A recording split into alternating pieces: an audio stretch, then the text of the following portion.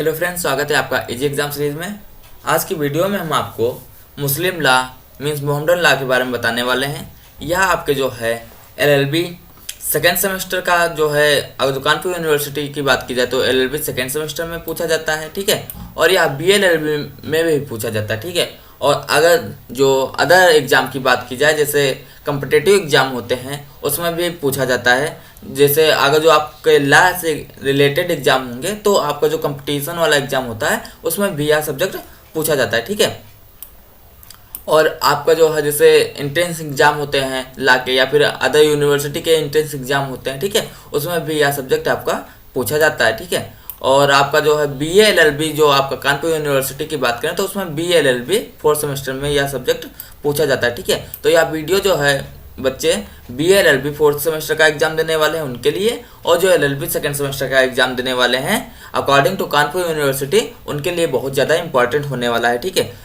Agra university हुआ, Lucknow university हुआ, या फिर अदर जो भीमराव मेडिकल यूनिवर्सिटी हुआ, तो वहाँ पर जो है यह एग्ज़ाम जो है ईयरली होते हैं। तो ईयरली एग्जाम में भी ये क्वेश्चन पूछे जाते हैं, ठीक है। अगर जो आप 4-5 यूनिवर्सिटी का सिलेबस को अगर देखेंगे तो लगभग आपका सेम सिलेबस होता है, ठीक है। तो जिसके लिए आपके लिए बहुत ज़्यादा इंपॉर्टेंट हो जाएगा आपका सब्जेक्ट, ठीक है। तो हम स्टार्ट करते हैं अपना सब्जेक्ट। पहले हम अब देखते हैं कि आपका इसमें आपका सिलेबस क्या क्या है, ठीक है, कि आपको इसमें क्या क्या पढ़ना है, ठीक है। तो मुस्लिम विधि में आपका जो है सबसे पहले उसमें दिया गया है कि सिलेबस में परिचय उसका पढ़ना है, स्रोत पढ़ना है, विचारधारा पढ़ना है, ठीक है। उसके बाद क्या पढ़ना है, निकाह और मेहर, मैरिज और डावर पढ़ना है, ठीक है।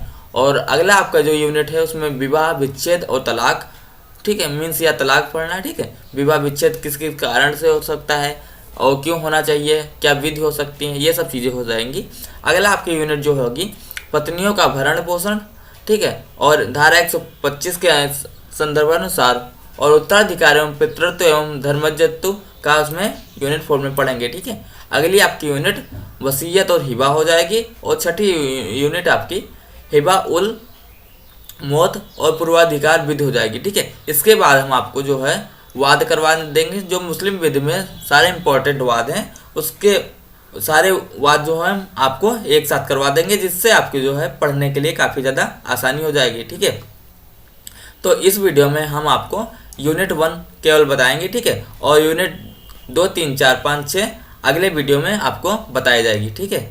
तो यूनिट 1 में आपका सिलेबस क्या क्या है, तो यूनिट 1 में आपका सिलेबस है परिचय कि मुसलमान कौन है, या परिचय जो है इनका देना है, ठीक है। दूसरा, या जो धर्म परिवर्तन या जो धर्म परिवर्तन कैसे कर सकते हैं, या स्वधर्म त्याग कैसे कर सकते हैं, इन सब चीज़ों के बारे में बात करेंगे, ठीक है। और मुस्लिम विधि के स्रोत क्या क्या हैं, ठीक है, मुस्लिम विधि कहाँ से आया, इसके आधुनिक स्रोत क्या हैं, इसके जो है पूर्व वाले स्रोत क्या हैं, ठीक है। और मुस्लिम विधि की विचारधारा क्या होती है, मीन्स स्कूल ऑफ मुस्लिम विधि, ठीक है। आज इसके बारे में हम पढ़ेंगे, ठीक है। तो हम सबसे पहले वीडियो देखते हैं कि हमारे जो स्रोत हैं कि यह मुस्लिम विधि कहाँ से आगमन हुआ, इसका क्या परिचय है, ठीक है। तो मुस्लिम विधि का आगमन एवं स्थिति, ठीक है। प्राचीन अरब के निवासी सामूहिक रूप से रहते, ठीक है। सभी लोग जानते हैं प्राचीन अरब के जो है निवासी सामूहिक रूप से रहते थे। अपने पशुओं और स्त्रियों की रक्षा करना परम धर्म कर्तव्य समझते थे, ठीक है। तो ये ठीक है, इसका मतलब यहाँ से आपके जो है ऑब्जेक्टिव क्वेश्चन इस जो है स्लाइड से नहीं बनेंगे, लेकिन हाँ जानना आपके लिए बहुत ज़्यादा ज़रूरत है, क्योंकि उसके लिए आपको एक भूमिका बनानी पड़ती है, ठीक है।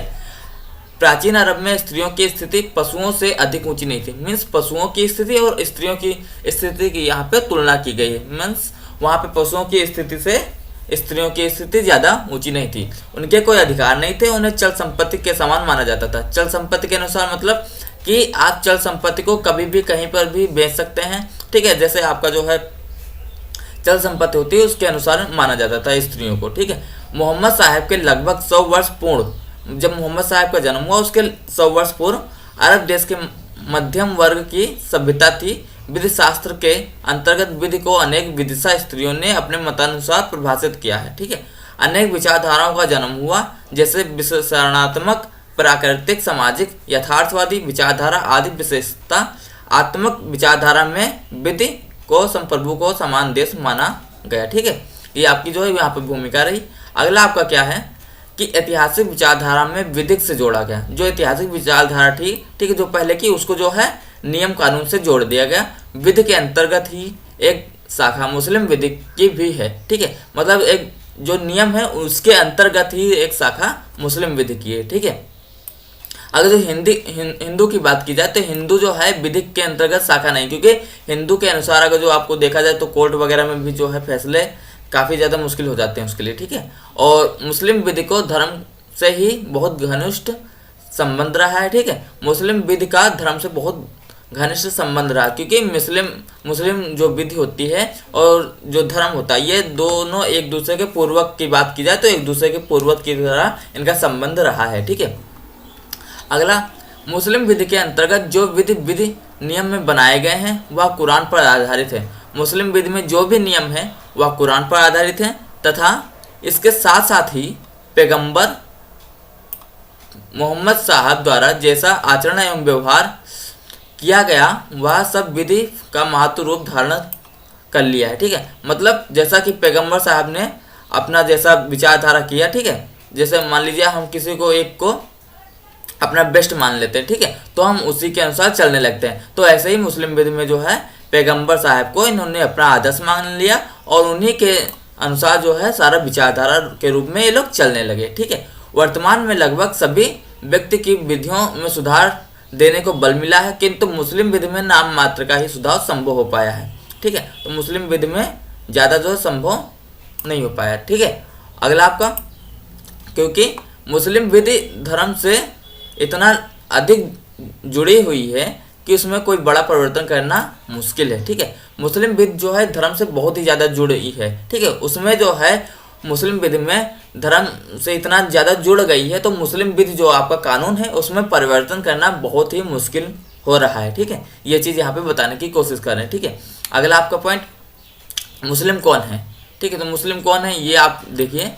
मुस्लिम विधि में मुसलमान वह व्यक्ति है जो मुस्लिम धर्म को स्वीकार करता है तथा उसका अनुपालन करता है। उसके साथ ही साथ वह प्रत्येक मुसलमान को धार्मिक कर्तव्य का 5 स्तंभ बताए गए, ठीक है। तो मुस्लिम कौन है? मुस्लिम वह व्यक्ति है जो धर्म स्वीकार करता है, मुस्लिम धर्म स्वीकार करता है तथा उसका पालन करता है, ठीक है। अब ऐसा नहीं कि आप जन्म से ही मुस्लिम होंगे, आप अगर जो उस धर्म को स्वीकार किए हैं और उसका पालन करते हैं तो आप मुस्लिम हो जाएंगे, ठीक है। और इसके 5 कर्तव्य को यहाँ पे व्याख्या की गई। 5 कर्तव्य आपकी पूर्ण आस्था होनी चाहिए, मतलब आपने मुस्लिम धर्म के प्रति पूर्ण आस्था होनी चाहिए, आप नमाजवादी होना चाहिए, आप नमाज जो पढ़ने जाएं, आपको दान देना चाहिए, ठीक है। और आपको रोज़ा रखना चाहिए, जो आपके 1 साल में 2 बार रोज़ा होते हैं, रोज़ा भी रखना चाहिए और आपको हज यात्रा करनी चाहिए, ठीक है। ये अगर जो आप मुस्लिम विधि के 5 स्तंभ के बारे में बताया गया है, ठीक है। अगला आपका जो पॉइंट है 5 स्तंभ के बारे में बताया गया, ठीक है। यहाँ पे आपकी कुछ बुकों के बारे में बात की गई है। आमिर अली ने मोहम्मद अन्ना नामक बुक में कहा है, ठीक है। अब ये बुक आपकी जो है इंपॉर्टेंट हो सकती है, ये आपके जो है एग्जाम में एमसीक्यू के रूप में आ सकती है। क्या? आमिर अली ने मोहम्मद अन्ना नामक बुक में कहा है, ठीक है। क्या कहा है? कि खुदा एक है, खुदा एक है और एक के सिवा दूसरा नहीं है, ठीक है। दूसरी बात यह है कि मोहम्मद साहब खुदा के दूत या रसूले थे, ठीक है। मोहम्मद साहब जो है खुदा के दूत या रसूले थे। जैसे अपने जो है देश के जो जैसे अलग अलग जो है देशों में जो अपने जो है दूतावास है, वहाँ पे अपने जो है यहाँ के दूत हैं, ठीक है। तो दूत मतलब जो यहाँ से पैगाम ले जाते हैं वहाँ पे ट्रांसफ़र करते हैं, उनको दूत कहते हैं, ठीक है। तो ऐसे ही इन्होंने जो है क्या कहा, आमिर अली ने कहा है कि खुदा के जो है ये दूत थे, मीन्स खुदा का पैगम्बर मोहम्मद साहब के द्वारा लाया गया था, ठीक है। यह न्यूनतम आस्था परिहार है, यदि इससे कम या आस्था है तो वह मुस्लिम व्यक्ति नहीं है, ठीक है। इसमें जो है अगर जो पैगंबर मोहम्मद साहब को अपना दूत या रसूल माने, ठीक है, अगर जो यह भी नहीं मानते हैं तो वह जो है इससे कम आस्था परिहार है, यदि इससे भी कम आस्था वाला है, ठीक है, तो वह व्यक्ति मुस्लिम नहीं है। यहाँ पे जो है आमिर अली ने इसकी बात की, ठीक है, आमिर अली ने ये बताया, ठीक है। अगला आपका विश्वास तो हीर और रसूल व खुदा एक है, तब तक न्यायालय को इससे कोई मतलब नहीं था कि वह कट्टरपंथी, उदारवादी या अन्य किन वस्तुओं का सिद्धांतों में आस्था रखता है। देखो, अब कोर्ट को कोई दिक्कत नहीं होती है, चाहे जहाँ का कोर्ट हो उसको कोई दिक्कत नहीं होती जब तक वहाँ पे कोई फैसला ना जाए, ठीक है। वहाँ पे कोई अगर जो मुकदमा ना जाए तब तक कोर्ट को कोई दिक्कत नहीं होती, आप चाहे कट्टरपंथी करें या फिर उदारवादी करें, ठीक है, कोर्ट को दिक्कत तब होना स्टार्ट होती है जब वहाँ पे कोई मुकदमा हम लोग लेके जाते हैं या फिर वहाँ पे कोई इसकी कोई बात जाती है, ठीक है।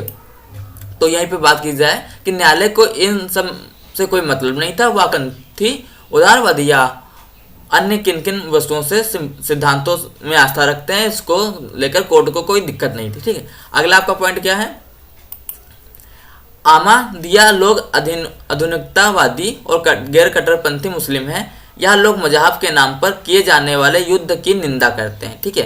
देखो जो आम आदमी जो होते हैं, ठीक है, जैसे इसमें भी दो जो है गुट बने हुए हैं, ठीक है। तो एक गुट दूसरे चीज़ को मानता है, एक गुट दूसरे चीज़ को मानता है, ठीक है। तो वो लोग क्या कहते हैं कि कट्टरपंथी मुस्लिम हैं, ठीक है, गैर कट्टरपंथी मुस्लिम हैं, लेकिन यह मजहब के नाम पर युद्ध करने की निंदा करते हैं। जैसे अगर जो आतंकवादियों को देखा जाए तो आतंकवादी देखो वो केवल अब ये नहीं समझते कि ये चीज़ें गलत हैं या नहीं गलत है, लेकिन हाँ उनको इतना भड़का दिया जाता है मजहब के नाम पर, ठीक है। तो मजहब के लिए वो जो है इतना मतलब उपद्रव करते हैं, ठीक है। तो अहमदिया जो कह रहे हैं कि मजहब के नाम पर इतना उपद्रव करना, कट्टरपंथी करना ये गलत है, ठीक है। वो ये नहीं कह रहे कि आप मजहब को ना माने, लेकिन वो ये कह रहे हैं कि मजहब के नाम पर जो है कट्टरपंथी करना ये गलत बात है, ठीक है। और उनका कहना है कि मोहम्मद साहब खुदा के पैगंबर अवस्थित हैं, किंतु वह अंतिम पैगंबर नहीं थे। जैसे आम आदमिया क्या कहता है कि देखो जो खुदा के पैगंबर मोहम्मद साहब थे, वो लोग मानते हैं कि वो पैगंबर साहब जो थे वो खुदा के जो है वो दूत थे, लेकिन उनका यह भी मानना है कि वह अंतिम दूत नहीं हो सकते, अंतिम पैगंबर नहीं हो सकते। मोहम्मद साहब जो है अंतिम पैगंबर नहीं हो सकते, इसके बाद भी कोई पैगंबर आ सकता है, ठीक है, पैगंबर अवतरित हो सकता है। जैसे हिंदुओं में बात की जाए तो क्या कहते हैं कि पहले राम जी का जन्म हुआ, ठीक है। तो एक हिंदू जो सारे हिंदू मान लेते हैं कि केवल राम जी ही जो है हमारे पैगंबरवादी हैं, हमारे जो है दूतवास हैं, ठीक है, भगवान के। और एक दूसरी तरफ जो है फिर उसके बाद जो है कृष्ण जी का जन्म हुआ तो उनको भी लोग भगवान मानते हैं, ठीक है। तो इसी तरह ये कहते हैं कि केवल मोहम्मद साहब ही जो है हमारे पैगंबर नहीं हो सकते, इनके बाद भी कोई जो है पैगंबर अवतरित हो सकता है, इन लोगों का ये कहने का मतलब है, ठीक है। अगला आपका पॉइंट, मुस्लिम विधि किस पर लागू होती है, ठीक है। मुस्लिम विधि अगर जो लागू होगी इंडिया में तो किस पर लागू होगी, ठीक है, क्योंकि मुस्लिम विधि ऐसा नहीं है कि अगर जो अरब की बात की जाए तो वहाँ पे दूसरे अनुसार है और इंडिया की बात की दूसरे अनुसार है, क्योंकि अरब में देखा जाए तो सारी कुछ मुस्लिम विधि के अनुसार चलता है, लेकिन इंडिया में ऐसा नहीं है। इंडिया में जो आपके संविधान के अनुसार चीज़ें चलती हैं, ठीक है। तो इसमें क्या बात की गई है, भारत एक धर्मनिरपेक्ष देश है, ये आप लोग जानते हैं। आज़ाद भारत का कोई राष्ट्र नहीं है, ठीक है। 1974 या 76 की बात की जाए, मतलब कंफर्म नहीं है, ठीक है, तब घोषित किया गया था कि जो है भारत का कोई राष्ट्रीय धर्म नहीं है, ठीक है। मुस्लिम के कुछ व्यक्तिगत अधिकारों पर मुस्लिम विधि लागू होती है। व्यक्तिगत अधिकार आपके क्या क्या हो सकते हैं, जैसे तलाक, विवाह विच्छेद हो सकता है, उत्तराधिकार के लिए हो सकता है, आपकी जो है मुस्लिम विधि में वसीयत के लिए हो सकता है, दान देने के लिए हो सकता है, और वक्फ के लिए हो सकता है, और दहेज के लिए हो सकता है, ठीक है। ये आपकी जो है मुस्लिम विधि के मतलब जो रूल होते हैं वो इन सब चीज़ों पर लागू हो जाते हैं, ठीक है। अगला आपको पॉइंट, मुस्लिम विधि किस पर लागू होती है, ठीक है। तो मुस्लिम विधि अब जैसे हिंदू विधि में था, हिंदू जो है कौन हो सकता है, तो ठीक है, आपने पहले सेमेस्टर में पढ़ा था, तो उसी तरह है मुस्लिम विधि किस पे लागू होती है। मुस्लिम विधि ना केवल उन लोगों पे लागू होती है जो जन्म होते ही जन्म से मुसलमान है, वरन उन लोगों पर भी लागू होती है जो इस्लाम धर्म में परिवर्तित हो जाते हैं, ठीक है। जैसे आप अगर जो इस्लाम धर्म में परिवर्तित हो गए हैं तो आप पर भी जो है मुस्लिम विधि लागू हो जाएगी, ठीक है। मुस्लिम विधि की विधि शरीयत प्रयोग 1900 शरीयत प्रयोग अधिनियम 1937 के प्रावधान के मामले के अनुसार मुस्लिम धर्म में परिवर्तित हो कोई भी व्यक्ति उत्तराधिकार के मामले में किसी प्रकार का सहारा नहीं ले सकता। जैसे अभी जो शरीयत प्रयोग अधिनियम 1937 है उसमें सिंपल सा ये चीज़ बताया गया कि मुस्लिम विधि में मान लीजिए कोई धर्म परिवर्तन कर लिया है, ठीक है, तो मान लीजिए वह हिंदू से मुस्लिम हो गया, फिर ईसाई से मुस्लिम हो गया, फिर जैसे धर्म परिवर्तन मुस्लिम में कर लिया है, ठीक है। उसके बाद उसका अगर जो है वसीयत का होता है, मीन्स उत्तराधिकार का जो होता है, तो उत्तराधिकार के मामले में किसी भी प्रकार का वह अपने पिछले धर्म से सहारा नहीं ले सकता, ठीक है, ये चीज़ें।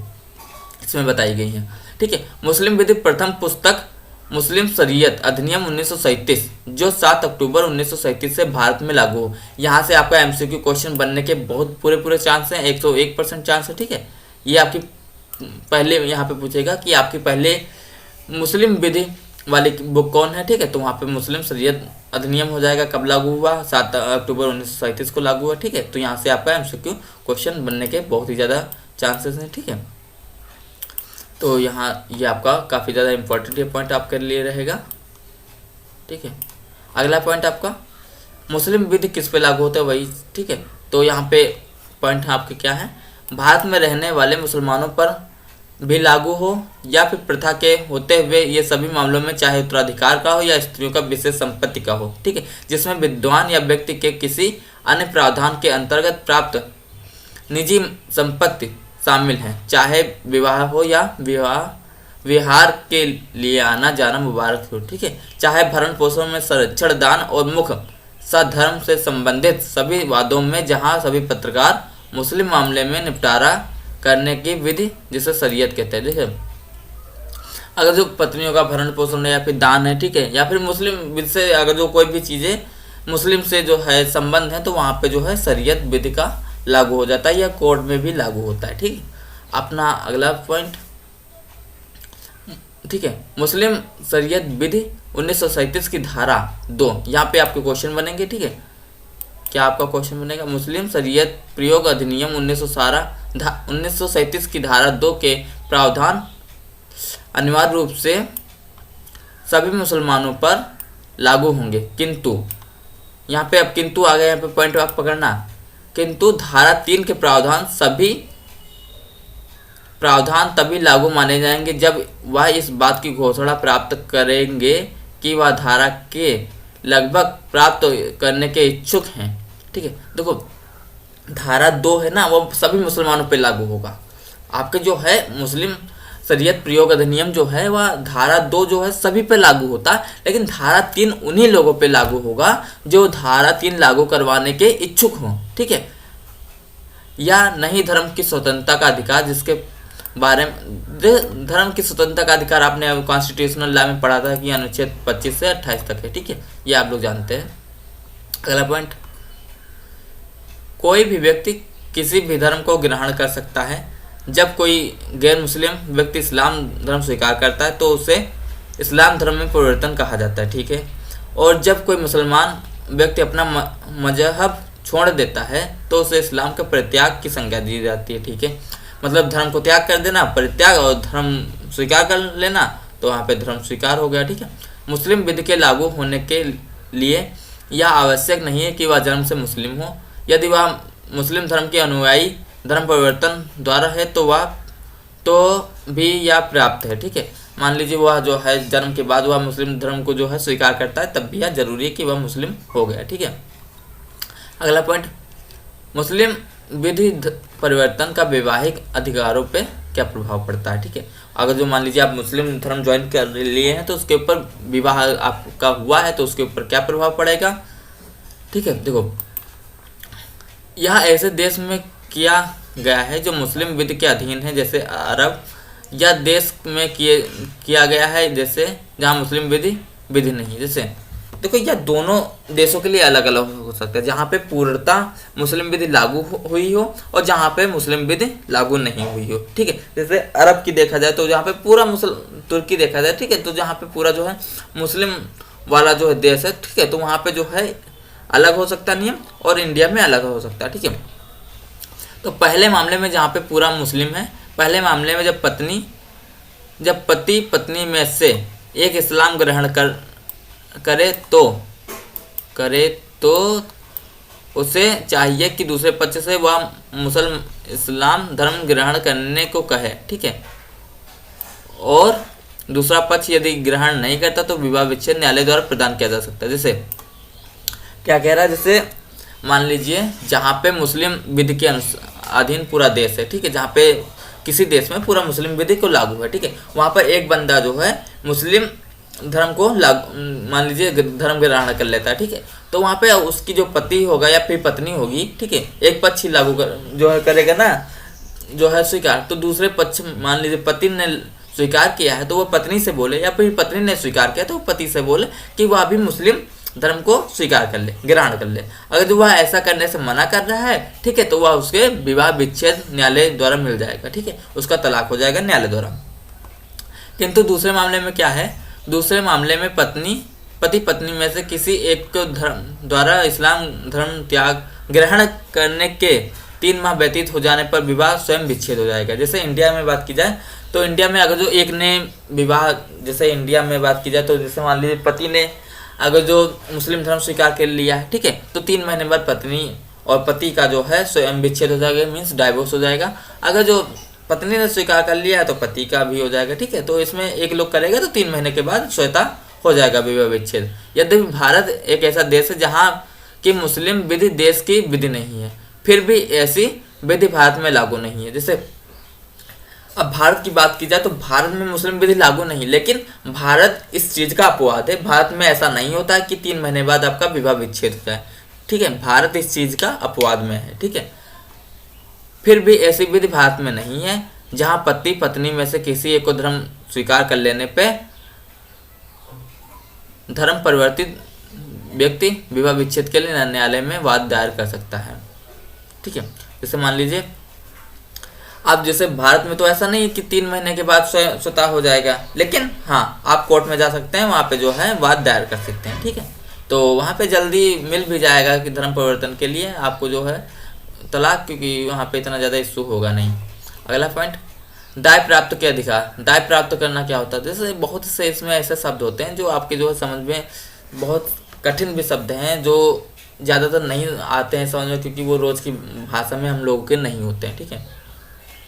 अगला पॉइंट, दाय प्राप्त करने के मामले में किसी प्रतिकूल रोल के अभाव से इस्लाम धर्म ग्रहण करने वाले संपत्ति को उत्तराधिकार मुस्लिम विधि द्वारा शासन होता है, और मुस्लिम विधि के अनुसार कोई गैर मुसलमान को संपदा का हकदार नहीं होता। मीन्स आपको जो वहाँ पे कोई हकदार नहीं होगा, जो गैर मुसलमान होगा वह संपदा का अधिकारी नहीं होता, ठीक है। अगला पॉइंट, मुस्लिम विधि के स्रोत, ठीक है। तो यहाँ से आपके बहुत ही इंपॉर्टेंट पॉइंट चलने वाले हैं। मुस्लिम विधि के स्रोत क्या क्या हैं, ठीक है। मुस्लिम विधि एक धार्मिक विधि है, ठीक है। मुस्लिम विधि इस्लाम के सिद्धांतों के अतिरिक्त कुछ नहीं है, ठीक है। मुसलमान जो हैं वो केवल अपने इस्लाम के जो है सिद्धांत मानते हैं। मुस्लिम विधि सिर्फ 14 वर्ष पुरानी है, 1400 वर्ष पुरानी, सॉरी यहाँ पे 1400 वर्ष है, ठीक है। मुस्लिम विधि केवल 1400 वर्ष पुरानी है, ठीक है, 1400 वर्ष पुरानी है, यहाँ 1400 वर्ष है, ठीक है। मोहम्मद साहब के माध्यम से ईश्वर के आदेश था कि मोहम्मद साहब के आचरण के आधार पर मुस्लिम विधि के सिद्धांतों की व्याख्या की गई। मुस्लिम विधि का जन्म कैसे हुआ, ठीक है, कौन कौन से कारक है, मुस्लिम मूर्ति रूप देने के लिए उत्तरदायी कौन है, ठीक है। इसे 2 भागों में विभाजित किया गया, ठीक है, लिया गया है। जैसे एक प्राचीन विधि हो सकते हैं, प्राचीन स्रोत हो सकते हैं, और आधुनिक स्रोत हो सकते हैं, ठीक है। प्राचीन स्रोत आपके जो है जो होंगे और आधुनिक स्रोत आपके जो होंगे, ठीक है, उसकी बात करेंगे। प्राचीन आपके विधि के स्रोत क्या क्या हैं, जैसे प्राचीन स्रोत में आपके क्या हैं, कुरान है, सुन्नत है, इजमा है, कयास है, ठीक है। और नए आपके स्रोत क्या क्या हैं, ठीक है, इसमें कस्टम है, न्यायिक विनिश्चय है, विधान है, न्याय साम्य और सद विवेक है, ठीक है। इसमें आप या जो है काफ़ी ज़्यादा इंपॉर्टेंट रहेगा, आप यहाँ पे जो है आपके एमसीक्यू यहाँ के क्वेश्चन बनेंगे, ठीक है। तो यहाँ पे आप जो है काफ़ी ज़्यादा गौर फरमाइएगा। अगला पॉइंट, कुरान आपका क्या होता है, ठीक है। कुरान मुस्लिम विधि का सबसे प्रमुख एवं सर्वमान्य स्रोत है, ठीक है। कुरान का जन्म अरबी शब्द से करा से लिया गया है, ठीक है। यह आपका पॉइंट यहाँ पे बन सकता है, जिसका अर्थ पढ़ना या उच्चारित करना होता है, ठीक है। कुरान में से सभी वह बातें संग्रहित हैं जो मोहम्मद साहब ने अपने अनुयायियों को उच्चारित की थी, ठीक है। कुरान मोहम्मद साहब द्वारा बताए गए इन संदेशों का लेप रूप है। मोहम्मद साहब के मृत्यु के पश्चात खलीफा अबू बकर कौन थे, जिन्होंने इन संदेशों को एकत्र करके कार्य मोहम्मद साहब के शिष्य को दिया था, ठीक है। अबू बकर ने अपनी पुत्री तथा मोहम्मद साहब की विधवा को सौंपा था, ठीक है। तो मान लीजिए यहाँ पे आपको क्वेश्चन केवल अबू बकर को लेकर बनेगा, ना कि उनकी पत्नी को, ना कि उनकी विधवा को, ये सब क्वेश्चन नहीं बनेंगे, ठीक है।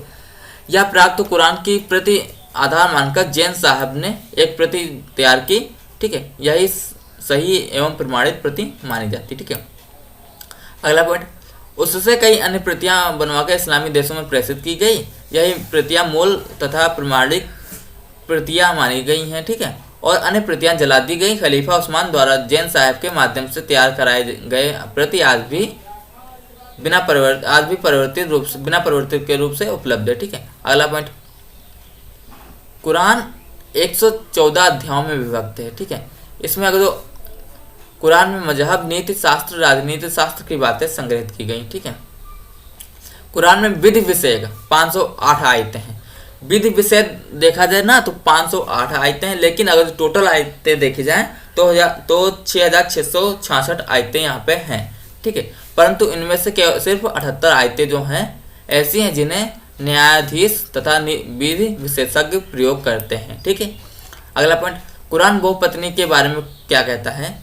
जो स्त्रियां तुम्हारे से राजी हैं उनसे तुम विवाह कर लो, चाहे 2 हो या 3 हो या 4 हो, चाहे जितनी राजी हो उनसे आप विवाह कर लें। ठीक है, पति ने पत्नी को तिवारा तलाक दे दी, तत्पश्चात जब तक वह तलाक शुदा स्त्री दूसरे स्त्री से विवाह न, ये आपकी बातें हैं। ठीक है, इसमें क्या कहता है कि कुरान ये कहता है कि आप अपनी जो है इसमें एक दूसरे से विवाह बंधन में पुनः बन सकते हैं। ठीक है, और इसमें अपनी माताएं, पुत्रियां, बहनें, ठीक है, बातियां, भांजा, धात्री या जिनमें से तुम्हें दूध पिलाया हो, तुम्हारे दांत रे बहनें, उनसे तुम शादी नहीं कर सकते। ठीक है, और आप 2 बहनों को एक साथ पत्नी बनाकर नहीं रख सकते। इसमें कुरान में ये उल्लेख किया गया है पत्नियों के मामले में। ठीक है, अगला पॉइंट, ठीक है, कुरान के बाद जो है हदीस, सुन्नत और हदीस को यहाँ पे जो है तवज्जो दी गई है। ठीक है, कुरान के पश्चात सुन्नत और हदीस मुस्लिम विद के प्रमुख स्रोत हैं। ठीक है, सुन्नत एक वचन है जिसका बहुवचन सुन्ना है। सुन्ना का ताज और मोहम्मद साहब के आचरण से है। हदीस शब्द का अर्थ प्रवचन होता है। हदीस का बहुवचन आदि है। ठीक है, आदि से तात और पर मोहम्मद साहब द्वारा किए गए वचनों से मुस्लिम विधि से सुन्नत, अदा, हदीस एक दूसरे के स्थान पर प्रयोग किए जाते हैं, परंतु सुन्नत से ताज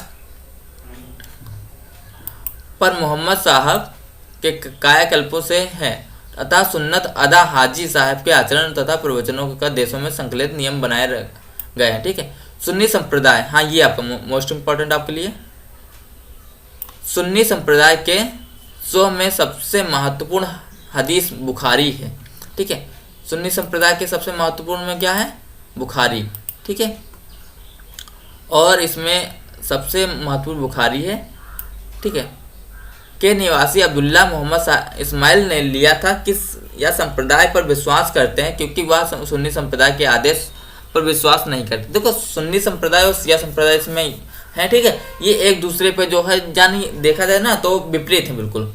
वो अगर जो किसी पे विश्वास करेंगे शिया तो सुन्नी उस पर नहीं करेंगे। ठीक है, बिल्कुल एक दूसरे के विपरीत की बात की जाए तो माने जाते हैं। लेकिन हाँ, ये दोनों पैगंबर साहब को मानते हैं। ठीक है, लेकिन एक चीज़ और भी है, ये दोनों पैगंबर साहब को मानते हैं, लेकिन एक जो है आपका जो शाखा मानते हैं कि पैगंबर साहब का जो है एक बार ही जन्म हुआ, ये दोबारा नहीं आ सकते, ये भगवान के एक ही रसूल थे। ठीक है, और दूसरी जो है शाखा मानती है कि इनका जो है दोबारा भी जन्म हो सकता है, भगवान के दूसरे भी रसूल अवतरित हो सकते हैं। ठीक है, अगला आपका पॉइंट, सुन्नत तथा हदीस। ठीक है, ये आपका जो है सुन्नत हदीस था, इसी का आपका बचा हुआ पॉइंट सुन्नत हदीस।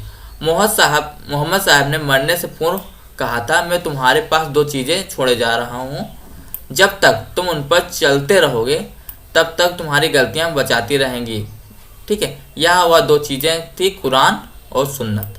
ठीक है, सुन्नत को 3 भागों में बांटा गया है, सुन्नत फेल, सुन्नत उल काल, सुन्नत तकरीर। ठीक है, सुन्ना की भांति आदि को भी 2 भागों में बांटा गया है, अहदीस ए मुतसाविर और अहदीस ए मशहूर, अहदीस ए अहद। ठीक है, अगला पॉइंट आपका सुन्नत के बाद आपका इजमा आता है। इजमा कुरान तथा सुन्ना हदीस के पश्चात मुस्लिम विद्या प्रमाणित स्रोत इजमा है। ठीक है, जिस विषय पर कुरान और हदीस जो है में कोई उल्लेख नहीं मिलता है। ठीक है, इसलिए यह महत्वपूर्ण इजमा हो जाता है। इजमा का शाब्दिक अर्थ एक मत होना होता है। एक बार यदि इजमा स्थापित या सर्वमान्य हो गया तो इसे निरस्त नहीं किया जा सकता। ये आपका बहुत इंपॉर्टेंट पॉइंट रहेगा। ठीक है, सुन्नी संप्रदाय को हनाफी विचारधारा को मानने वाले के लिए इजमा एक मूल एवं प्रमुख स्रोत है। ठीक है, इजमा को तीन भागों में बांटा गया, जैसे मोहम्मद साहब के साथियों का इजमा।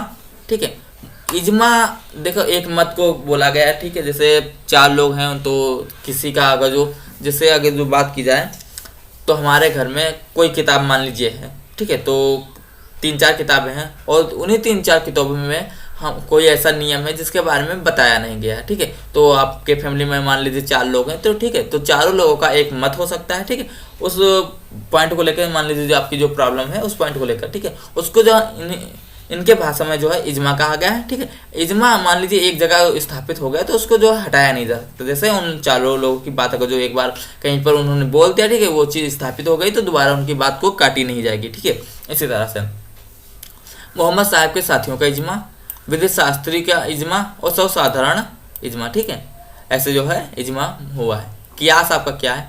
कियास का शाब्दिक अर्थ है तार्किक निष्कर्ष। ठीक है, कुरान, सुन्नत तथा हदीस एवं इजमा के पश्चात मुस्लिम विधि का चौथा महत्वपूर्ण स्रोत है। ठीक है, ये आपका महत्वपूर्ण पॉइंट रहेगा, चौथा महत्वपूर्ण स्रोत है। ठीक है, आज किसी नवीन विद्या नियम की रचना नहीं करता बल्कि पुराने स्थापित सिद्धांतों जो कुरान इजमा आधारित हैं, ठीक है, वे शास्त्रों परिस्थिति में लागू करते हैं। अबू हनीफा ने किया इसको नए जोग देकर इसका नामकरण जिहाद के रूप में किया, जिसकी तुलना अंग्रेजी विधि के सिद्धांतों के साम्य से की जाती है। ठीक है,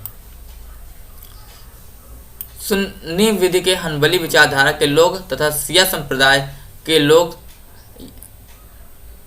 कियास को अधिक महत्व नहीं देते, क्योंकि उनके अनुसार विधि की व्याख्या या विधि का विस्तार सिर्फ जो है मुखिया या इमाम द्वारा ही किया जाना चाहिए था। ठीक है, ये आपका ये होगा कियास। अगला आपका पॉइंट क्या है?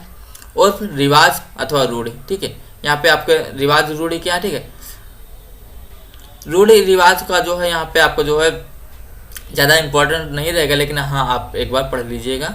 अगला पॉइंट आपका ये आपके जो है रूढ़ी रिवाज जो आता है, ठीक है, ये आपका न्यायिक विसरण है। ये जो आपके जो है क्या हो गई, यह जो है प्रारंभिक के बाद जो है आपके मुख्य जो नवीनतम स्रोत हैं उनके बारे में बताया गया है। न्यायिक स्रोत आपके विनिश्चय क्या होगा, इसमें प्रीवी काउंसिलिंग, उच्चतम न्यायालय और भारत के उच्च न्यायालयों के विनिश्चय आते हैं। ठीक है, वादों का विनिश्चय करने में न्यायमूर्ति विधि को प्रख्यापित करते हैं। ठीक है, वे निश्चय भविष्य के वादों के लिए दृष्टांत समझे जाएंगे। ठीक है, और दृष्टांत केवल विधि के साक्षी नहीं बल्कि उनके स्रोत भी होते हैं। ठीक है, और विधि के न्यायालय दृष्टांतों का अनुसरण करने के लिए बाध्य होते हैं। अगला पॉइंट, विधान, या भी आपका मुख्य स्रोत में है। ठीक है, विधानमंडल के अधिनियमों में जैसे कोशित, ऋण अधिनियम, धार्मिक सहनशीलता, ठीक है, और स्वतंत्र अधिनियम 1875, ये आपको पॉइंट जो है, ये सारे आपके पॉइंट जो है ना, ये आपके एमसीक्यू में पूछेगा जाएगा कि ये आपके पॉइंट कब लागू हुए। ठीक है, ये सब आप याद कर लीजिएगा। ठीक है, ये काफ़ी ज़्यादा आपके इंपॉर्टेंट पॉइंट रहेंगे। ठीक है, अगला आपका पॉइंट, न्याय साम्य और सदविचार। न्याय साम्य और सदविचार भी मुस्लिम विधि के एक स्रोत समझे जा सकते हैं। सुन्नियों के हनफी शाखा के संस्थापक अबू हनीफा, ये आपका जो है महत्वपूर्ण पॉइंट है कि अबू हनीफा जो है किसके संस्थापक थे, ने यह सिद्धांत रूप स्पष्ट किया है कि किसी विशेष वाद की अपेक्षाओं की पूर्ति के लिए उदार अन्वय या विधि शास्त्रियों अधिमान के न्यायाधीश एनालॉजी पर आधारित विधि के नियम। ठीक है, आपके यहाँ पे जो है यूनिट 1 आपकी समाप्त होती है। ठीक है, यूनिट 1 आपके यहाँ पे समाप्त होती है। अब आपका जो है यूनिट 2 पढ़ने का जो है अगले वीडियो में बात करेंगे। ठीक है, तब तक के लिए टेक केयर। अगर आपको यह वीडियो अच्छा लगा हो तो प्लीज़ शेयर कीजिएगा। आपने जो है पिछले वीडियो में पिछला जो आपका सेमेस्टर था उसमें देखे थे कि यहाँ से जो है आपके कितने क्वेश्चन आए थे, आपके लिए कितना इंपॉर्टेंट रहा था। ठीक है, अगर जो आपको जो है इस जो है स्लाइड की PDF चाहिए तो आप जो है नीचे दिए गए जो है व्हाट्सएप नंबर है उस पर आप कमेंट कर दीजिएगा। ठीक है, उस पर आप मैसेज कीजिएगा, इस पर के आपको जो है PDF मिल जाएगी। अगर जो आपको MCQ क्वेश्चनों की PDF चाहिए, सारे जो आपके पेपर होंगे उनके लिए, ठीक है, तो भी आप जो है व्हाट्सएप नंबर पर जो है मैसेज कर दीजिएगा, ठीक है। आपको जो है एमसीक्यू क्वेश्चन की पीडीएफ मिल जाएगी, ठीक है। और अगर जो आपको वीडियो अच्छा लगा तो प्लीज़ लाइक शेयर कमेंट कीजिएगा। Thank you, take care.